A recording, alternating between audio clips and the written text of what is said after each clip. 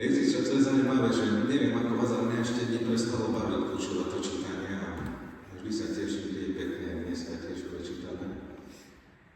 A poďme, teraz už pôjdeme len po pol veršov, aby sme nekonkurovali stretnutiam so ženami, že nie sme o nič horšie, že nevieme byť o minú a pol, ale nebudeme to trikrát opakovať všetko. Žartujem trošku. Dneska pôjdeme po ten 14. verš a pôjdeme len tú prvú tretinu jeho. Je zaujímavé, že teraz ten 14. 15. verš je zaujímavé, že sú tri veci použité. Tam dneska sú ruky, potom nejaké bedra a potom telo. Vždy je prirovnané k niečomu a potom je ukázané, že je to ešte drahokam alebo zlatom alebo niečo pokryté. Je to taký veľmi zaujímavý ten verš, ale dneska sa budeme doslovne, my toto v slovenskom preklade máme, že jeho ruky sťa várky zo zlata posiaté drahokamami staršíša. Keby sme sa pozreli originál na ten preklad hebrejský, tak ten je doslovne, že jeho ruky sú ako zlatý prsteň staršíša. Pokrytý drahokamom. To je taký, nie taký obyčajný prsteň, ale taký poviem drahý prsteň, taký veľmi umelecký prsteň.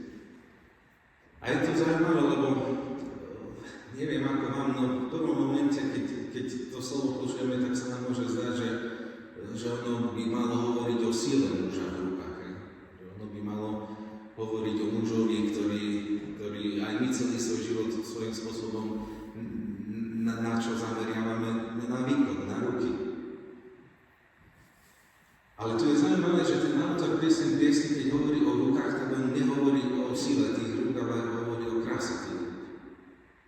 To nie je nejaký taký náhodný predmet, ale to je prsteň zo zlata. To je drahokam, s ktorým je tepánik, s ktorým sa bolo treba hrať. Máme teraz v Betlehemi u nás v Spišskej kapitule v Spišskom Podhrade.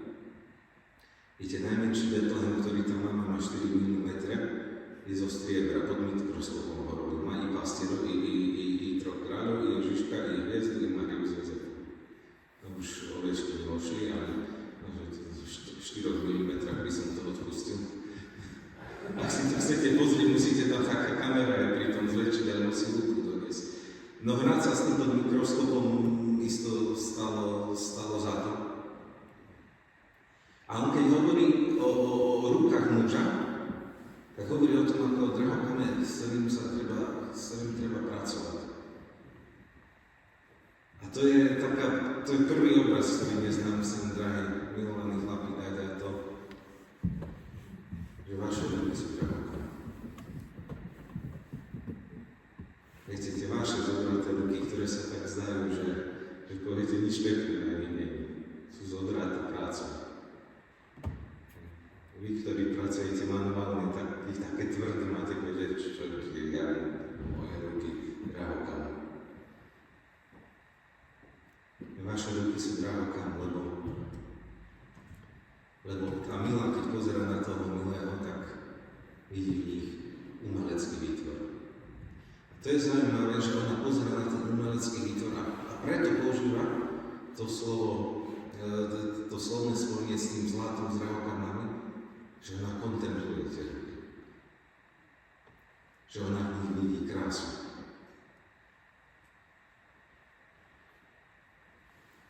Nemôžeme zle byť na nás chlapov, tak preto je tak dobré, že dnes je také veľmi pozitívne slovo. Ale nebojte sa povedať aj z druhej strany. Ruky, ktoré sú tvojim drahokamom. Tam používa presne tie slovesa, presne tie prirovnané ku zlatu, ktoré sa používajú k umeleckým sochám.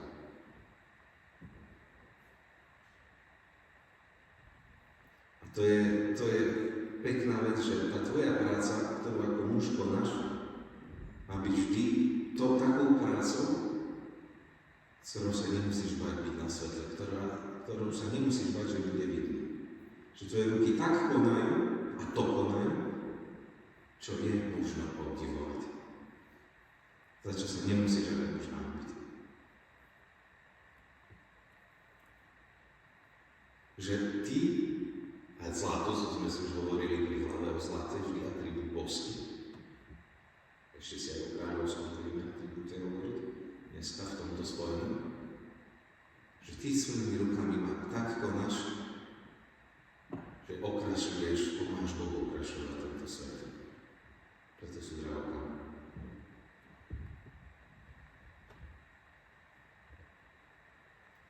A preto sú tam potom použité, my to tam máme to také slovo, ja som priznám sa, ani som nevedel po slovensky, čo to znamená, že báruky zo zlata, ale tam doslovne sú prstence, prstene. A ono nie len ten prsten taký s drahokamom, čo na prste vieme nosiť, ale tie prstence aj zo zlata, ktoré v chráme boli, Svätyňa svätých bola Šalamúnovým závojom zaclenená závesom. A ten záves bol na takých zlatých krúžkoch. No a to sú krúžky, ktoré sú vo svätyni. Čiže nie len práca, ktorou sa nemusíš báť ukázať, alebo ju robíš tak, že sa nemusíš báť, že niekto bude vidno, že je ju možné obdivovať, ale je to aj práca, ktorá podsvedzuje tento svet. Tvoja práca, tvoja snaha, ktorá posvedzuje tvoju rodinu. Nie práca, ktorou utekám od všetkých a všetkého, kde ja sa zavriem do tej svojej dielne a tu mám kľud a pokoj a nerušajte so mnou, ale práca, ktorú možno vidieť. Som takú dneska peknú myšlienku čítal, že zrelý muž už nemusí obhajovať svoje konanie. Že zrelý muž nemusí obhajovať to, čo koná. Že to môže byť na svetle a hovorí to samo za sebe. A preto to zlato s tými drahokamami, ono tak, to spomína také dva aspekty. A to je kráľovský aspekt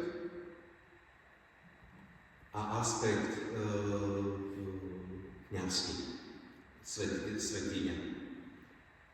A to je také zaujímavé preto, lebo v čom ukázal Ježiš najväčšiu svoju kráľovskú hodnosť? On ukázal vlastne, čo znamená mať v sebe kráľovskú hodnosť, veď v konečnom dôsledku my všetci máme od krstu.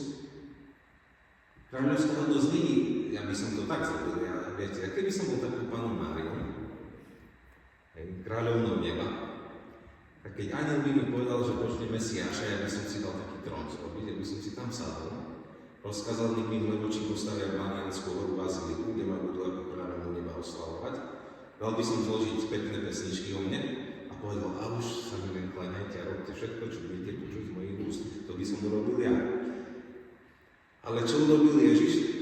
Čo urobila Matka Božia? Matka Božia čo zrobila? Zobrala a poďme do Kurcovku a už viete, nepomáhať. Ježiš svoju kráľovskú hodnosť ukázal v tom, že on bol v prvom rade kráľov nad sebou. On ukázal na kríži. Že on má takú moc nad sebou, že dokáže ten svoj život dať. Preto na kríži bol kňazom i kráľom zároveň. Obetom i obetujúcim. A tvoja kráľovská hodnosť sa neukazuje v tom, že kto všetko sa ťa bude báť a komu všetkému ukáže, že máš v rukách sílu a moc. Lebo môžeš aj tak, dá sa. Ale vieš už ukázať aj tak, že tvoje ruky budú znakom, že máš moc v prvom rade nad sebou. A to je tretí aspekt, ktorý sa dneska o práci robí. Že to je práca na obraz Boha. To je aká? Nezištná. Čo vieš urobiť svojimi zlatými rukami posiatými drahokamami? Ako dar, ani za to nemať. Tak, ako to koná Boh.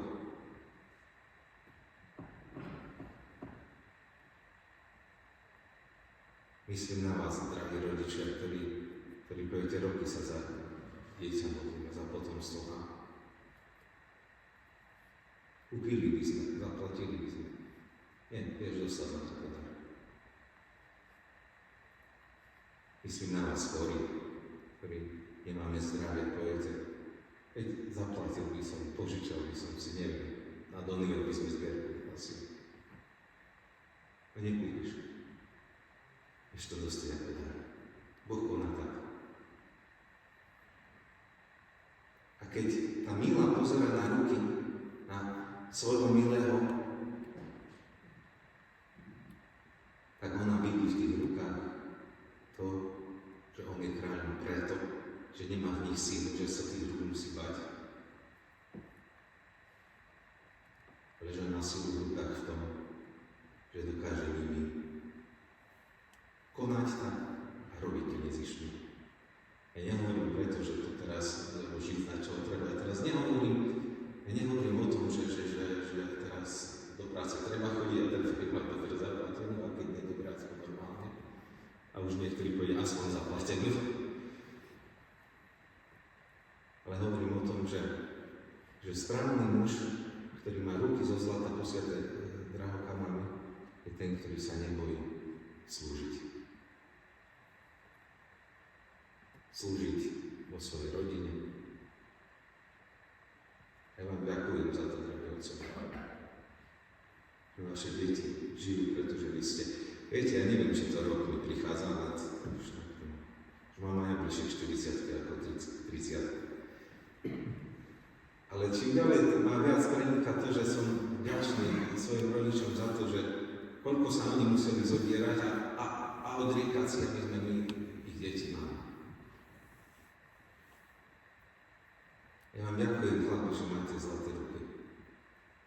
Nielen zlaté v tom, že viete pribiť klinec rovno a keď treba pohodľovať na čo, alebo naváriť.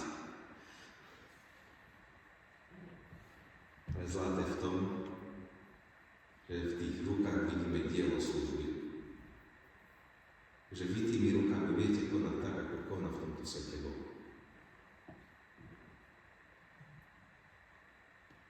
Keď chceš mať, ako viete, to je niekedy také pokušenie a ho máme, aj my kňazi ho máme, keď si povieme, už nemám nič, tak si aspoň kúpim dobré auto. A potom si myslím, že ono je najvážnejší, čo dáva moju vážnosť. Ak chceš mať tie ruky zlaté, tak sa neboj z nich všetko pustiť. Lebo tá zlatosť rúk je v tom, že vieš nimi dávať, nie že vieš nimi brať. Keď oni sú zlaté vtedy, keď sú na obraz Boha. Viete, prídu mnohí a povedia, že sa nám v živote nedarí, no veď pracujeme jak to, stále si nevieme nič našetriť, stále sa nám zdá, že sme na nula alebo v mínuse. A niekedy sa potom ustojíme, keď niekto takto plače, spýtam, no dobre, a čo v živote dávaš? Niečo berieš, čo robíš, to viem, že to robíš to veľa. Ale čo vieš tak dať, že tu máš a nič nechcem. Viete, lebo Boh v tej svojej logike, v tom jeho obraze, ho nikdy nebudeme vedieť ako muži predbehnúť. Vždy dostaneme viacej. Ja si pamätám ako študent, keď som ešte doma bol, sme prišli do seminára, no i to vždy pred Vianocami sú duchovné cvičenia. Viete, takí sme ešte boli takí, že už sme len hostie jedli ten týždeň, to už sme ani jesť nepotrebovali, ani na záchod sme nechodili, že anieliky vynášali. Viete, to sme tak už chodili pol metra nad zemou. A práve o tom darovaní tam bola taká téma. Ja sa priznám, ja som si chcel spomenúť, že to vôbec mal tie duchovné cvičenia, to si nespamätám, ale viem, že tam hovoril o tom darovaní. A mama moja je predavačka, no a tak som ten autobus vlastne zastavil, to je hneď vedľa toho obchodu, to prvé som šiel ku mame do obchodu. No a bola tam jedna taká pani, to bola pani, ona 2 synov doma mala u nás, viete, no kamaráti z Mokrej Štvrte, hej. Jesť netreba, hlavne, že tečie, hej. No a tak pozbudený tými duchovnými cvičeniami som sa chcel na strašnú hrdinu zahrať, že mal som posledný raz sa devať pre mňa ženka, vrajme už teraz cestovať nebudem, ale do 3 kráľov bude po covidu, tak budeš ísť naspäť. No a tak som dal tých posledných 20 eur do mne nejaký som geroj a frajer, že viete čo, a to ešte za 20 eur sa tedy dačo kúpiť dalo, to verte, že tu bol rok 2010 alebo 2011, takže to sa ešte za 20 eur relatívne dostalo kúpiť. Vraj viete čo, nedajte im tie peniaze, keď prídu, ale kúpte im nákup. Také, viete, čo na Vianoce treba. A som s pocitom, koľko som ja dal, keď prišiel domov. Ešte som ani domov neprišiel, babka už bola doma a mi vraj, vieš, bol tu nejaký pán, nepoznala som ho, že tu ti nechal obálku, že ty vieš, za čo to je. Otvorím, tam bolo 200 eur. Ja som 20 dal. Čo robí pán? Ja neviem, toto bola už dodnes nie za čo. Ak to počúva, tak toto dal mi napíš, aj dodnes neviem, za čo to bolo ani prečo. som si uvedomil, to zrobí Pán. Bo čo robí Pán? Ak ty vieš pustiť posledné, aj so zlou motiváciou, ako ja som tedy mal, on vždy vracia 10 na sobie. Ak ty máš zlaté ruky, tak te pomáha konať tak, ako koná on. Konať s tým, že sa nebojíš viac dávať, slúžiť. Neboj sa, že nebudeš mať z čoho. Nepredbehneš Boha, nepredbehneš ho. On vždy dáva krát 10. On vždy dáva krát 10. Keď slúžiš svojej rodine, ja viem, že si možno vyčerpaný, že možno nevládzaš, že možno prídeš domov nervný a povieš, Liga majstrov ide a trenky pivo a si posedím a teraz všetci na čo do mňa chcú, hej. Neboj sa, niečo pustíš, Boh 10 razy vracia, prečo? Lebo ona vidí tie zlaté ruky v tebe, že konáš na obraz Pána. Že v tých tvojich rukách vidí, nie že si mačo, ale že si kráľ.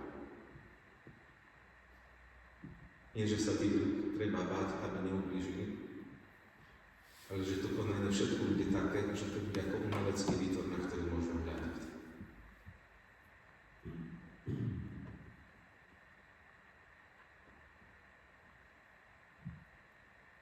Basta così, per questa città.